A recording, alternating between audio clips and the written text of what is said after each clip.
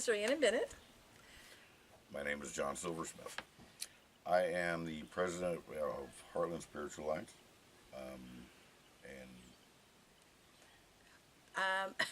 I founded Camp Gaia, and I was involved in the early formation of the Heartland Spiritual Alliance. 86 was the first Heartland Pagan Festival. So 83 years ago. So yeah, Heartland did not come into being until 2 years later. It was actually the third Heartland Pagan Fest that we had incorporated as Heartland Spiritual Alliance. Because of the issues, I was the vice president the first year that Heartland Spiritual Alliance was responsible for Heartland Pagan Festival. Like I said, there were 2 years previously, which I was not involved.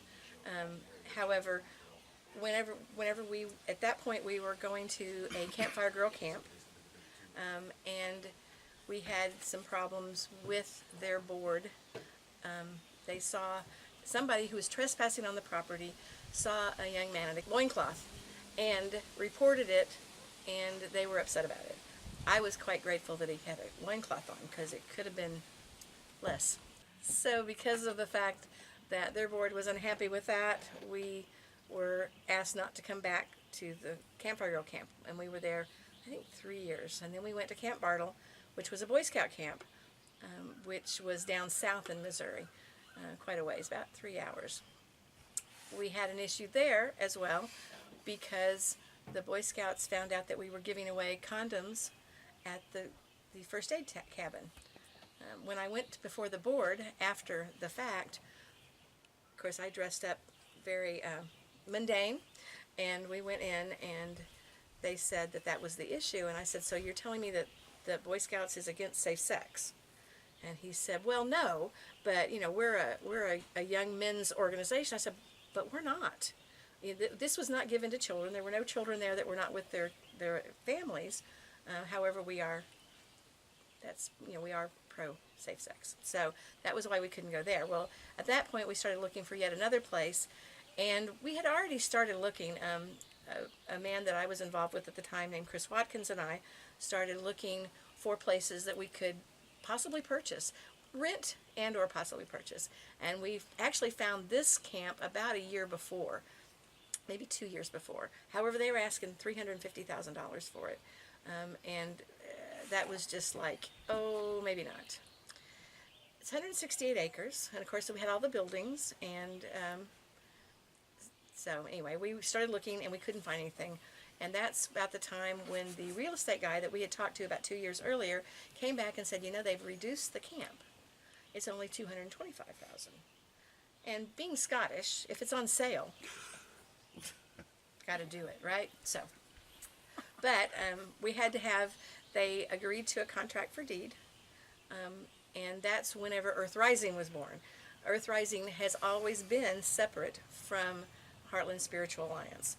Two different functions. Heartland Spiritual Alliance is a religious educational organization, and it is 501c3 under religion. Camp Gaia, or Gaia Retreat Center, Earth Rising Incorporated is the actual body that owns Camp Gaia, and that is an educational, 501c3 educational. At the time, we were talking back in 91 is when we first acquired the camp. There was a lot of speculation in the news about people that were going back and saying, well, you're not a religion, or you're not an approved religion, and I was really concerned about buying property under an auspice that could be challenged at some point. So we figured we could prove education, no problem. We were having people come in workshops. It wasn't just, we hadn't planned to do just the Heartland Pagan Festival. We had planned to also bring in workshops, and we did. We brought in some workshops and other activities too as well. So that's kind of, so they've always been separate, but they've always been very much intertwined. Same people were involved in a lot of it, and that has stayed, although there's been a little more separation. I think some of that is, you know, when you're trying to raise money, if you're the ones that are having a bake sale and you're baking all this stuff, and then you're the same people that are buying all this stuff, the money's really not going anywhere. So we really did try to kind of separate things a little so that there was a bigger outreach, and that has happened naturally over time. And I think that there's a very good cohesive relationship between ERI and HSA at this point. Yeah, I think that ERI and HSA realize that together we're a lot stronger than separate. But we have to remain separate for obvious reasons. But we work together really closely on making sure everybody's safe and happy and secure in their environment. So yeah, we work really, really well together. And I'm looking forward to that relationship becoming stronger in the future. So. Well, going in, they wanted $60,000 down, and that was crazy.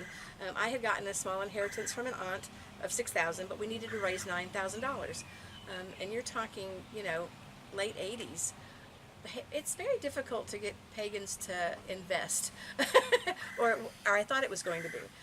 I was so fortunate because there were so many different people that believed in the vision and had faith in me, which touches me deeply, that they had faith that I would carry it through. And I went to the Midwest Men's Festival was an organization. It's a gay men's organization, and they had festivals for years and years and years. I don't even know how long running it is. But they had been in Iowa, and they had actually had a raid just the year before we started looking at this, where they came and shut them down. They took one of the children until the mother could come pick it up and that sort of stuff. And I went to them and said, listen, this is what we're trying to do. I had an open house kind of to have people to come see the land. And I said, if you're willing to invest in this, you will have a home here. We will make this inclusive. So they were wonderful. They came in right away and helped with fundraising and contributed. The camp was not in the greatest shape when we got it. There's lots of stories about that. But the cabins needed to be painted. There was, plumbing issues. There were more than we knew, as it turns out. But so they were really good. Also, the Midwest Naturists. Am I getting that name right? I think that's right. They also got involved. They're also a men's group, not necessarily gay. That's just, but they're nudists, and they needed a place to kind of be, and they got involved. The Women's Festival was a little slower to get involved. They were a little more specific about what their needs were that we couldn't really address right away. We didn't have a handicap accessible anything, really. We do now, and we got one pretty quickly. We were able to, S2 is our handicap accessible cabin, and it now has a deck and everything, but we got a ramp pretty soon and got the door opened, and we had a good bathroom in there, so that worked out pretty well. But yeah, lots of groups have come and gone through the years. It's just been really heartening to me to watch that continuity of spirit. I talk about that a lot to people, that without the continuity of spirit, nothing lasts. And I see that, the roots to the trunk to the branches. And Gaia has prospered. We paid off the camp in 2012 from a time when it was like, okay, what's our budget? Well, let's see, I've got $6.32. What do you got? That's our budget, whatever we had in our pockets. The camp is 168 acres. We have a 12-acre lake, and we have 6 cabins on this side, and we have 3 cabins on the other side.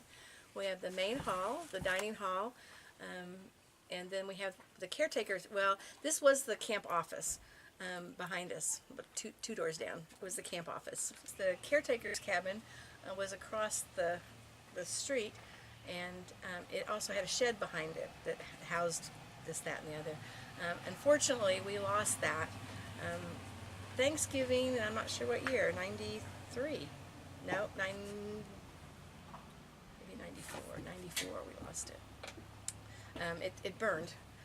And it was sad that it burned, but it burned due to the dryer in the basement. And actually, the best part was that the insurance on that building paid for the grinder and pumping station that we needed for our septic system. Whenever we bought the camp, they told us that this camp would hold 250 people for 2 weeks. That the septic system would manage that. So I thought, well, if it'll do that, it'll hold, at that point we were about between 500 and 600. And I said, well, I'll do 500 or 600 for 4 days, and we built some porta potties. We used the plastic 55-gallon barrels and pallets, and we built porta potties, just kind of facing the woods. We didn't have any covers on the front of them or anything. So actually, we were getting ready to do it. We had got, I think, I'd gotten kind of sidetracked, but we'd gotten the 15,000. We had a contract for deed for 15,000, and we raised. I had 6. We raised 9, and we gave them the 15,000. So we had 1 year to get the other 50,000 because they wanted $65,000 down. So we were in our first year and trying to get it done, and we hadn't started anything. And just before Fest, the people that we bought it from, which was called Glad Tidings Chapel, he told me that they were Assembly of God and a Baptist cross. So we had bought it from them. I had agreed to, for the first 2 years, they could still use the camp for 2 weeks free, because that was just part of our deal. I had said that was fine. However, we were getting ready for them to come on Monday, and we had, I'm thinking it must have been midsummer that we had just before it, and the health department came out, and he said that they had had not 1, but 7 calls from Glad Tidings Chapel complaining about the porta potties we were building. So he came out and looked at them, and he said, basically what he said was we had to have hand washing stations. That as long as we were going to have them pumped out, it really wasn't that big a deal. It should have like screen over it to keep bugs out and stuff. But he said, this will work for this, and you can do it later on. Just hand washing stations. But while I'm here, let's take a look and see, what this will do. So we found out at that time, and we just got it in February. So this is like midsummer. So we found out that actually there were 3 septic tanks. One that took care of the office and the caretaker's cabin, one that took care of the main hall and the dining hall, and one that was supposed to have taken care of the south cabins.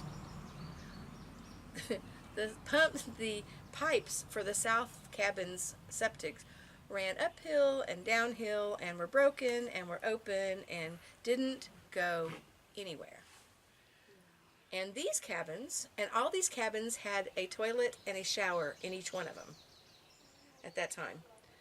And what they did was go down under the road and out on the grass. What? Thank you. That was exactly my reaction to it. And they were coming Monday. Well, of course, I was steaming mad. Now, the main hall and the dining hall and the caretaker's cabin and the office were fine. They actually went there. But that meant we had 4 toilets, in the whole camp. They were supposed to work. And I thought we had, 10 or 11. I thought we were good. So there wasn't much I could do. But we'd already built the porta potties. And I told whenever we went in and we sealed all the toilets. We put tape around them so that they couldn't be used. But we figured they'd go ahead, even though in Douglas County they don't differentiate between brown water and black water. It's all the same. It has to go in a septic. However, we just were ignoring that. And I told them when they came, if you were a paying person, I would feel that we would need to get you porta potties to make up the difference. But since you're not paying and you lied, this is on you. But you cannot use the toilets. You can use the shower, etc. And I left for 2 weeks. I came back at the end of their 2 weeks, and they had undone all the toilets and used them as they would. I was steamed. My hair used to be red. It's not as red now, but it was much redder.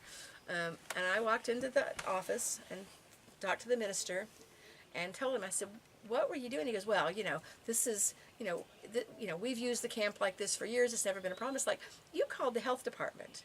You had to know that our porta potties were lots better than what you've been doing for years. In fact, the health department guy talked about citing them, going back retroactively, just because he thought it was sneaky and hateful. So he turned out to be a pretty good friend, actually.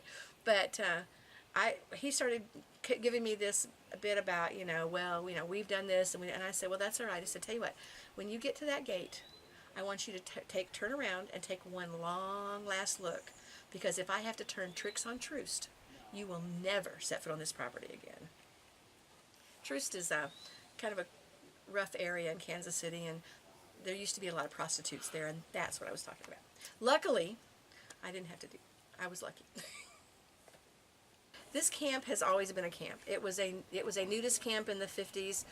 It became a Baptist camp after that, and then after that it was the Glad Tidings Chapel. So we had a grandfather, as far as a zoning permit, we had that. We were grandfathered in. Unfortunately, a member of the board forgot or didn't realize or something, and it was after I had already gone, and he applied for a zoning. He reapplied for a zoning permit. And in doing that, it had to go before all the neighbors. And we had a bunch of neighbors who were up in arms. We had to fight that. We eventually won, but that was a lot of it was a lot of conflict, and it was a lot of expense. But people were wonderful.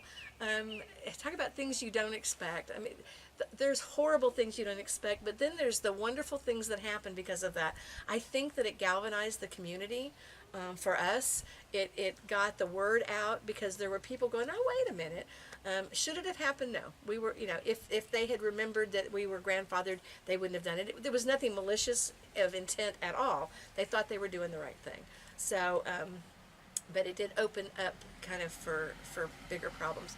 But it got handled, and, I think we were stronger for it. I think a lot of the things, it's kind of like putting the camp together when we first got here. There were water heaters and pianos and tiles off the roof in the spillway, the runoff from the pond, and down that creek, and a car, and we spent just moldy mattresses. We pulled out. We have new mattress. Well, they're not new now, but they were new then. It's been a long time.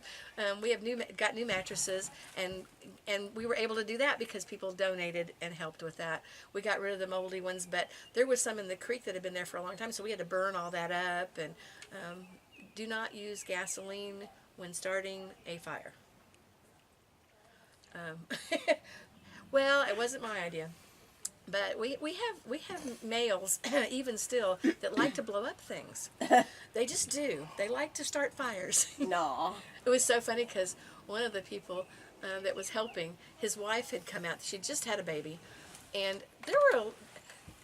if you didn't get both spouses, I'm afraid that the camp became a wedge sometimes, because it sucked you in. You just get involved, and you love it, and you just want to be here. And if the spouse is not really there, and she had a baby, it's camping with a baby's a whole different experience. Yeah. So I had just brought her in. I had taken her down to our S2 cabin, which was the first one we renovated so that we'd have the handicap, and I had sprayed it for bugs, and we had gotten all cleaned out because she didn't like bugs. And I had just taken her down there and said, see, it's not so bad. You can use this cabin anytime you come out, and that way when you and Ron are together, you can be here. And it's like, fine. So we're walking back down to that was back when the pavilion was down there. And all of a sudden we get halfway down, and I had just said to her, you see, there's really nothing dangerous. It's just a very peaceful, nice place to be. And all of a sudden, there's a whoosh. This huge fireball goes up in the air and down the creek. And we're just like going. And I turned around and said, "That was your husband." Nothing really. It didn't set the woods on fire. I guess it was just the fumes that lit, but scared them. Yeah. The touching back on the families and coming here and the children that we raised here. We have a growing population of little ones. My little boy was born, believe it or not, on the day we were supposed to leave for Heartland. And I was, at that time, in charge of security, like I still am now. And my wife was the work exchange committee chair. And he was born 2 months early. He was a very sick little boy. And when we told camp what was going on, a lot of our friends, which we're all friends, I mean, everybody up on this hill, whether I've met them or not, by the time they leave this camp, have become part of our family, people with common goals and interests and beliefs, and we're all stronger for it. They all got together and they thought about my little one for a long time. And sorry, No. he like I said, he was very sick. He couldn't be touched. He couldn't have any light. He couldn't have any sound, or his heart would stop. And they were constantly keeping it going with IV drip caffeine and anything they could to get it stronger. And they didn't really have very good outlook for him. And then a week into Heartland, they said, we don't know what's going on, but he's going to be fine. And, you know, the powers of people is amazing, that energy, you know. He is now 11. He is fine. For the first 7 years of his life, he thought this camp and this festival was in celebration of his birthday. He told a little girl in preschool that, yes, I have a birthday party out in Leavenworth, and they have fireworks, and they have bands, and they have speakers, and they have all these people that come share my birthday with me. He's not wrong. And he's not wrong, because we always have, dining room has a party for him every year, and but I've seen a lot of children grow up here, a lot of little boys that honestly I would like to have Throttled. yeah, locked in a room somewhere and dealt with later, that have grown into fine, decent young men, and same with the women. And you know, we are a family, and we are very happy with that reputation that we have. It's very hard to balance. We're a business and we're a family. And sometimes those two seem to be at juxtapositions, and we try really hard to be family positive business. Is Right. that, I mean, Yeah, you know, we have to have protocols, we have to have procedures in order to keep everybody safe and to make sure that things run right. But we also are very aware that this is a family organization. Earth Rising as well as Heartland. People have to understand that while we're a family business, we are still a business. We're subject to the rules of the state, of the United States. We try very hard to have safety rules in place for Gaia, and they have even more rules that are specific to HSA. But all of it is designed to have a positive, safe environment and place. We have to have procedures, just like any business.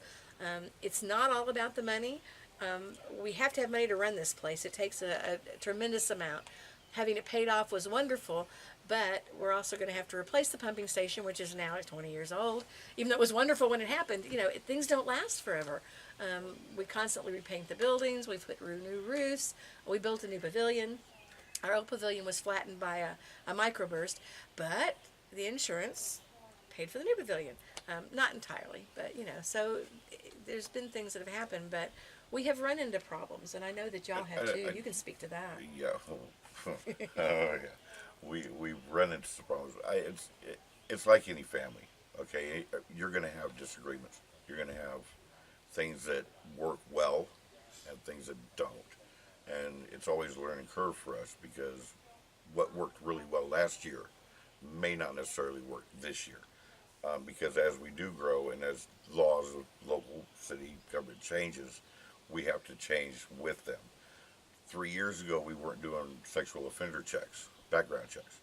Now, everybody that steps foot on our property in our festival gets an RSO check. If you're on a registered sex offender list, unfortunately, you cannot come to our festival because we are a family festival. The safety and well-being of the people in this festival is my number one priority. There is no give in any of that. I will not waver. I cannot, because my child is up there too. And there are people up there that depend on keeping them safe. We have a very large gay community, a very large transgender community that don't necessarily fit in anywhere out there, but they are more than welcome to fit in here, and they do. And I will not let anybody jeopardize that. So, structure, yeah, we need it. We need those rules. We have to have them. Without them, it's chaos. So, and we cannot have chaos, because chaos leads to injury, and injury is not on my watch. So, we've had quite a few snake bites. a lot of those. If you wear shoes and use a flashlight, you reduce the chance of getting bit by a snake. But I constantly see people walking barefoot in the middle of the night with no flashlight, and I know I want to too, but you can't. You know, we share this land. I've wrangled just this week alone about 6 copperheads. They call me, I go get them. I got a little thingy, I pick them up with a tube in a bucket, and I relocate them. We do not kill them. That is totally the same thing I believe in. They live here. We're only at the place for 2 weeks, so it's their home, not mine. Injury-wise, we've had people fall off. My son, my oldest son, fell off the back of my car when we were doing pit cleanup. He got a concussion over it. I've treated concussions, broken bones from people walking around barefoot.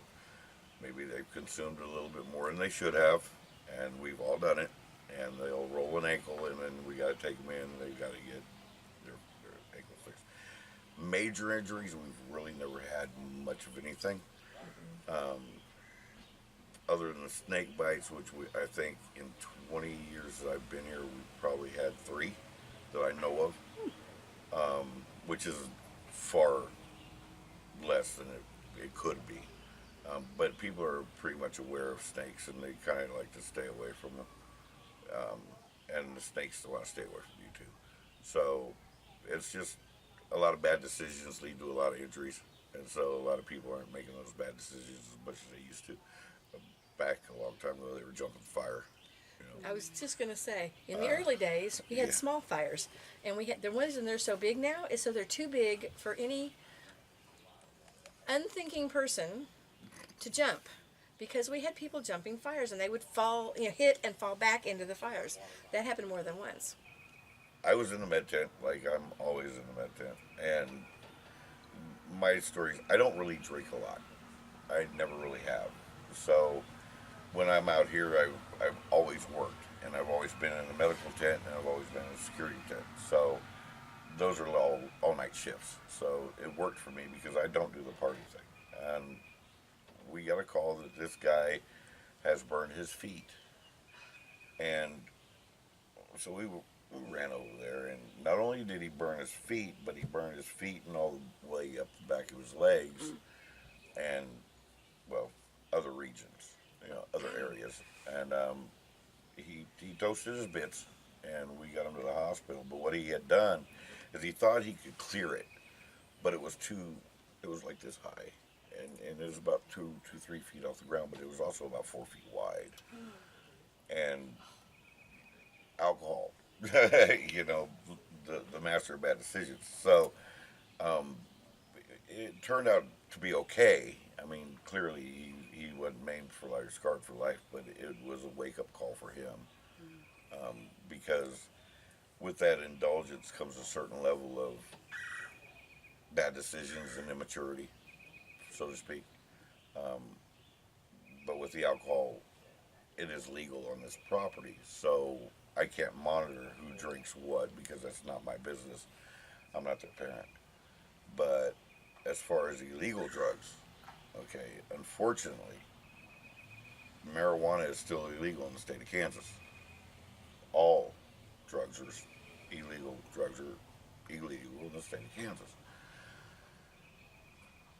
Sometimes they think that those rules do not apply here, and unfortunately they do apply here, and we do have undercover police officers walking these grounds at times that will take you where they want you to go, and you really don't have a choice. So we truly discourage it.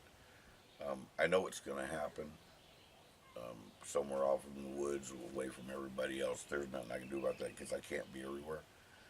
But we definitely discourage it because we do have to follow those laws. If we do not, and they can take this property away. And I don't want my organization being the reason their organization loses their land. And I don't want to be. I refuse to let one person jeopardize the work of so many.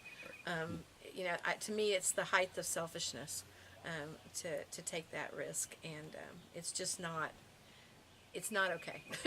You know, it's simple. Again, it's the law. It doesn't matter what your attitude is or what my attitude is about any of it, until the forces that be decide to agree with us, then we have to not do it. You know, it ebbs and flows, but mostly the pagan community has been really wonderful to us. I will say that when I founded the property, it was not my intent for it just to be a pagan property. I mean, obviously the primary people that were on the board of directors, it is a not-for-profit. Nobody owns it. There's a 7-member board of directors. They're all volunteer. Everybody who's here is a volunteer. The caretakers get a small stipend, but it is nothing compared to the work they do.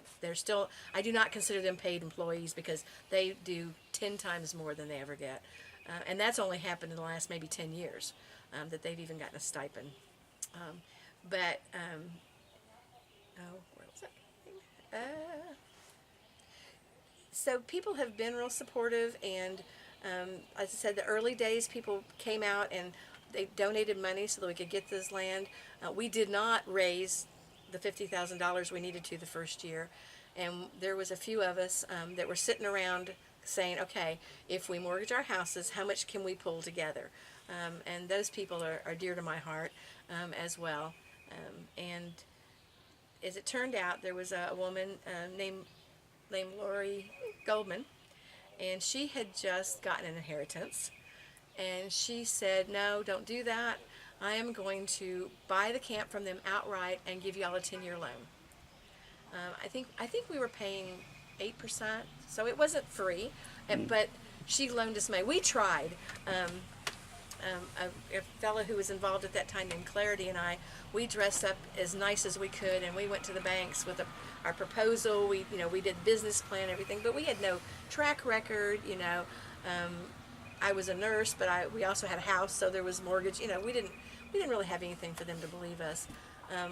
But so Lori took a chance on that, and we had a balloon payment in 10 years, which at that time we did have a track record, and we were able to get a loan. So we were able to pay her off. So she really, hauled our ashes out of the fire. Really, that was really wonderful. So support comes from unexpected places. You'll get a new group that comes in, and they do a lot of work. The Men's Festival, they have, besides donating money anytime we needed something, really, if something happened, I could go to them. I did have to talk them out of doing fans in the cabin like the first year, though. They wanted to put ceiling fans in all the cabins, which would have been really wonderful, except that if we hadn't been able to make our land payment that year, the bank would have not cared whether there was fans or not there. So we talked, and they were wonderful. Since then, they have been incredible. They built the new stairs. Well, it's not new anymore. The ones in front of the bathhouse. The stairs of doom. Yeah, the stairs of doom. But it sure beats the pig trail we had before. Yeah. The only way to get to the top before, and this road, oh my gosh. Yeah, it was a pig trail. I mean, really, to the top of the hill. We put lights on. The first year we put lights on it, and that was it. But we had a rope to hold on. Shaggy did that. And this road was nothing. I mean, you could bottom out on it. This road is amazing. That's one thing I learned when I got here. In fact, I learned quite a bit of things. I learned that water goes its own way. And you can hope it goes this way, and you can dig a ditch there, but if that's not where the water's going to go, it doesn't matter. The ditch is going to stay empty. So we dig ditches mostly when it rains. That's what we did at that time, see where it was going to go. But we got so excited. We got a donation, and I got 10 tons of gravel. And I was so excited. It's like, all right, we're going to do that road up to the top of the hill, and if we have some left over, we're going to do on the other side of the dam, and yada, yada. He came up, and where we come up, there's a Y, and it goes this way, and it goes that way. He started at the Y, and he went about 15 feet. And that was it. 10 tons of gravel doesn't go very far. It's not. I had no idea. 10 tons sounded like to me we were going to be able to do a lot. So the roads now are marvelous compared to what we had. Of course, they've had gravel about every other year. But we had a local guy that was really good. We called him Digger Jim, and he would come out and he would bring his little backhoe, and he would do stuff along, to help us with the ditches. They've got another guy now that's been helping for quite a while. I had not met him. But the caretakers have been just wonderful. Our caretakers now, Clint and Ree, have been here the longest of any caretakers, and I can't sing their praises enough. They're just amazing. They're wonderful with people. They're great with procedures. They are, of course, on the board of directors because they're the ones that are in the trenches all the time. And they, bottom line, they always have the best interest of the camp at heart. Absolutely. There is only one person on the board of directors at this moment that knew me before they were on the board of directors. And she wasn't on the board of directors until recently.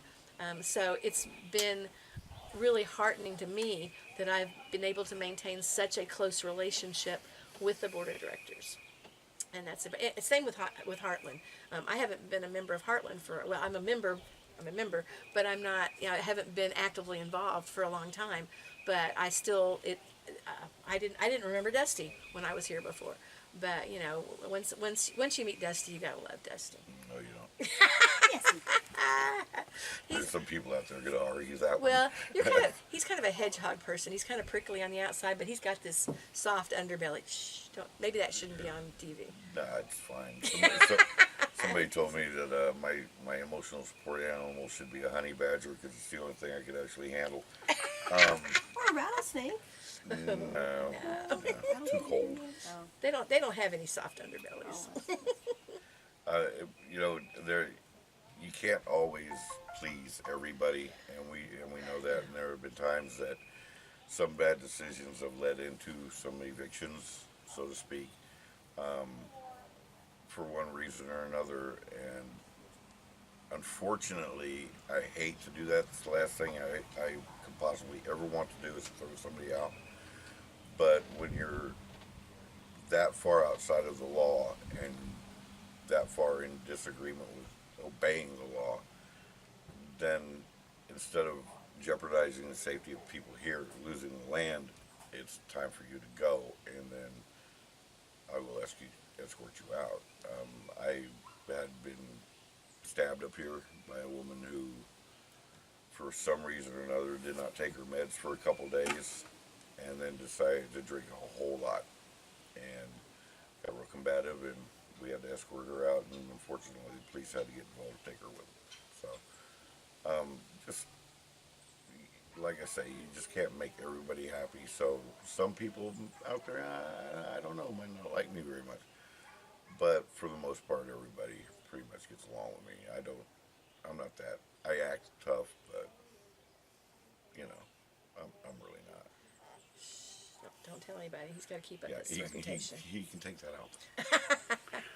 I do have a background, which is very interesting. I'm an electrical engineer. I have a master's degree from UC Berkeley. I traveled for 18 years. I never even owned a house.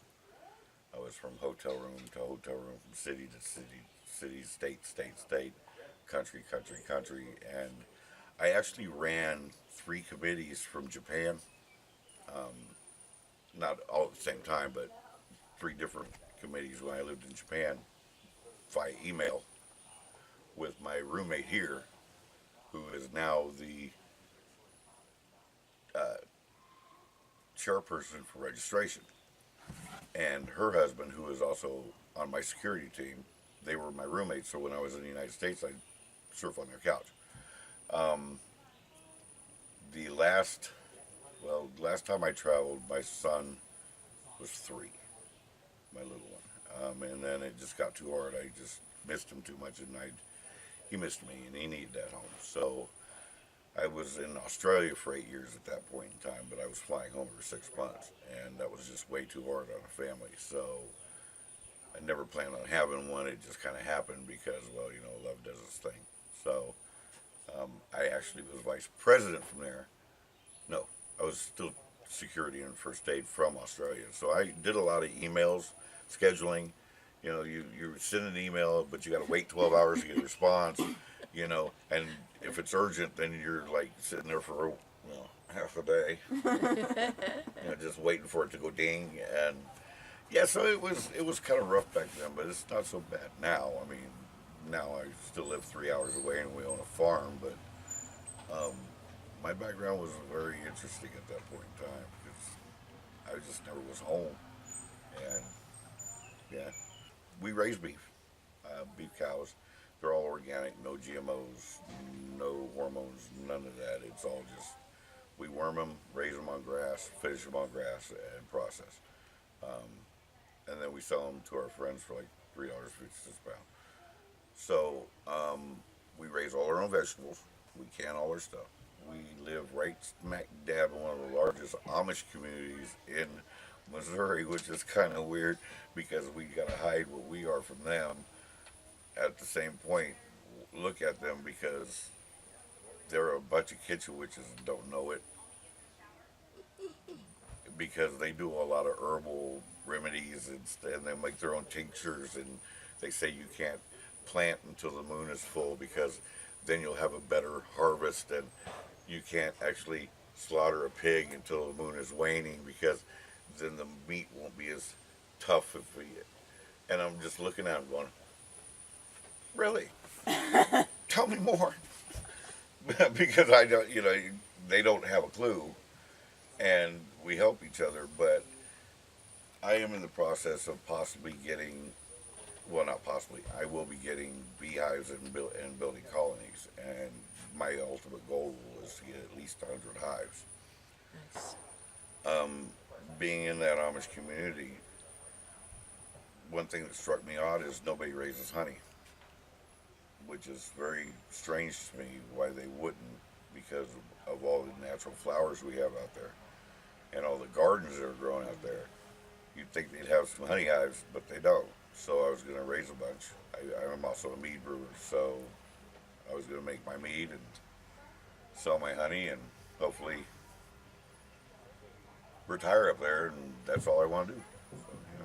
Well, that's our roots. I mean, we were country dwellers in the old days, and all of our traditions have come down from that. So they just don't know that their traditions are the same as our traditions. Right, absolutely. Yeah, so that was our plan. My basic plan is to get my hives and get my colonies built. Of course, they won't produce the first year because whatever they produce that year will have to be put in for them to eat all winter. And as you know, Missouri is known for extremes on both ends of the scale. You got really cold winters and really hot summers. So keeping your colony alive in the winter is key. You have to have enough food. But yeah, once I get rolling, I should be able to produce enough local honey that I can put in all little shops and Amish stores and stuff like that up there. And local honey is the best thing in the world for allergies. Absolutely. If you give your child a teaspoon every day, his allergies won't bother him anymore because he's getting used to the pollen in the area by ingesting it and eating it instead of breathing it. So it's got its medicinal purposes as well as making some pretty tasty mead. So yeah, I'm looking forward to it. And collecting, harvesting beeswax. There's so much you can do with a bee. You harvest beeswax, make candles. There's a lot of things you can do. So I'm looking forward to it. When we come out on Saturday. Our festival doesn't start till that following Thursday. So we have all those days of setup. All the staff is together. We cook for each other. We have community meals because we don't have a meal planner provider here, so we have to eat.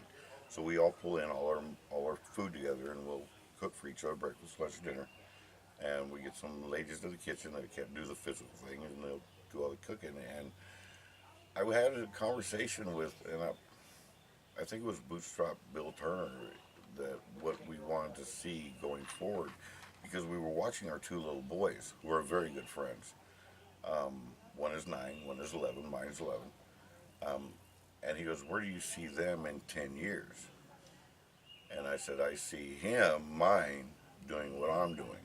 And I'm hoping that they're going to keep this place going, because I want it to grow as our children grow. And I want our children to take our place so we can be the old crones, the old people that sit in the camp that can't do anything anymore, and watch our children carry on this beautiful tradition of this camp. And I want to be able to see that as we grow and develop, that more and more people get educated in our religious beliefs, and more people start accepting us a little bit more than we are accepted, and aren't as closed-minded to what they think we are as opposed to what we really are. And hopefully our children can educate them in that way, especially now with technology like this, Social media, definitely. So I see a lot of things going forward that we didn't have as when we were first coming out here, that they can utilize and promote our way of life. And hopefully Camp Gaia will be a very, very big part of that. Social media is a double-edged sword, though. I tell you, talk about some bad surprises. I I love Facebook for being able to keep track of people that I love and their children and watching them grow.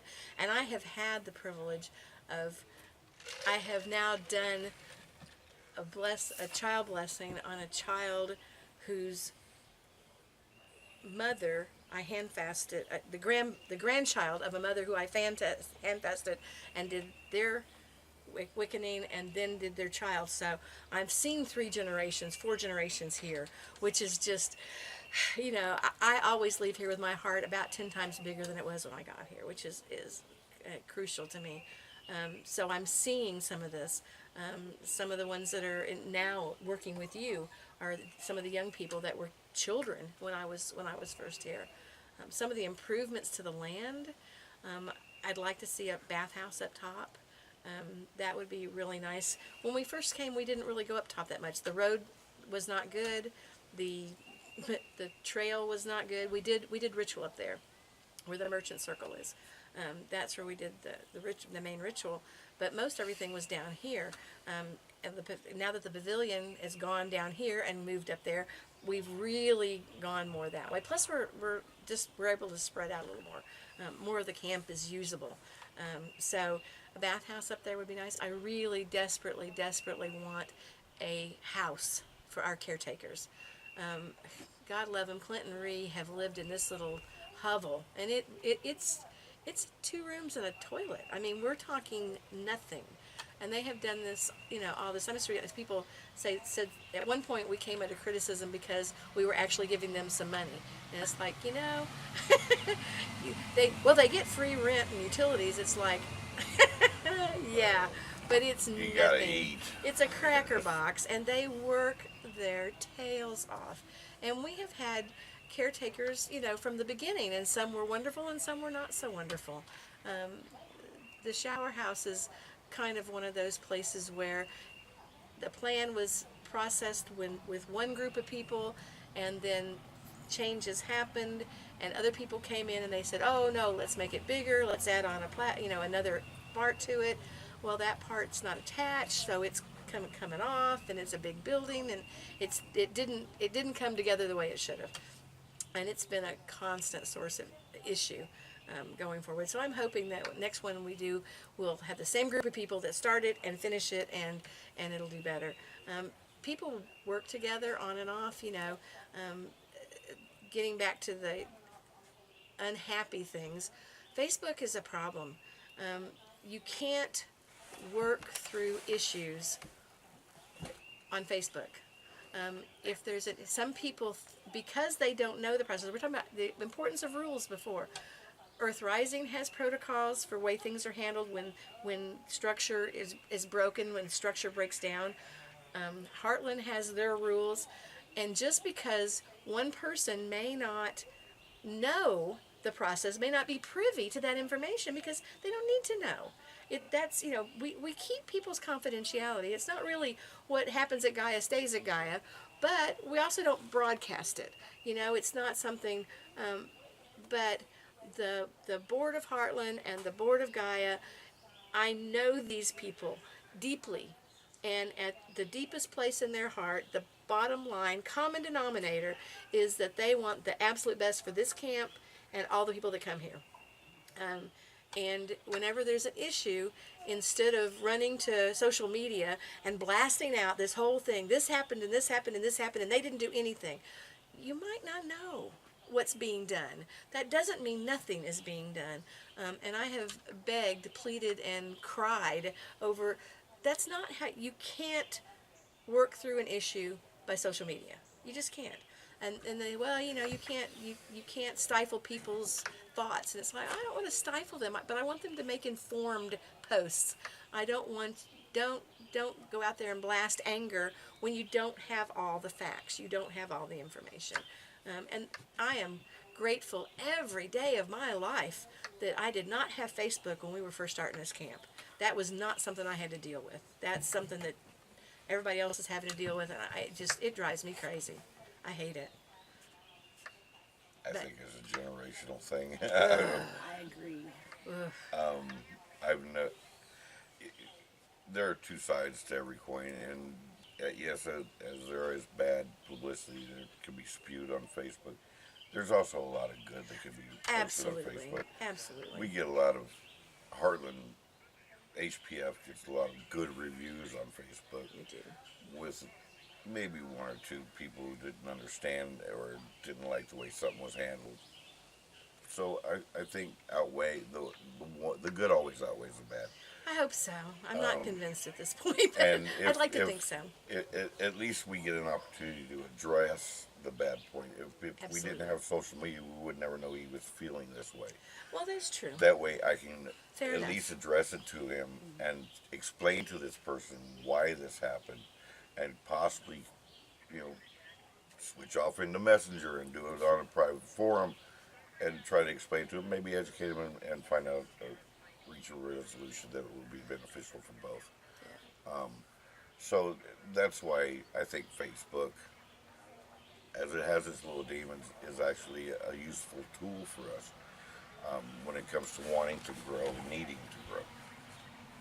Technology, unfortunately, is here, and we have to go with it, because if we don't, we'll be left behind. And if we're left behind, then we cannot grow. And I refuse to think that we shouldn't grow, to be honest with you. So, yeah, bad, good. We used to get In ugly. between. We used to get ugly, mean letters. That's Does true. that mean we shouldn't have mail? For the Gaia Retreat Center, just Google Gaia Retreat Center, and it will pop up. I think that it's under campgaia.org, but it could be under GaiaRetreat.org, because there has been some changes over the years. There's also a Facebook page called Love for Camp Gaia and Friends of Gaia. Friends of Gaia as well.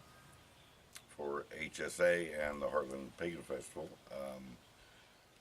we are located at www.kchsa.com, or you can actually email me personally, because, well, that's the kind of guy I am, at tcchvac@gmail.com, and I will be happy to answer any questions you have. We're more Memorial Day week, so. On the Gaia page, you'll find a calendar, and it will tell you if there is something. The staff here at Gaia does put on seasonal celebrations that are open to anybody who wants to come. There are also, I think there's 3 exclusive events that happen during the year. It's on the calendar that it is an exclusive event, and there's a sign posted at the gate that says it's an exclusive event. So you need to check with those groups if you want to be involved with their exclusive event, because the camping rates at Gaia they're subject to whatever the group's rules are. Correct. Daily.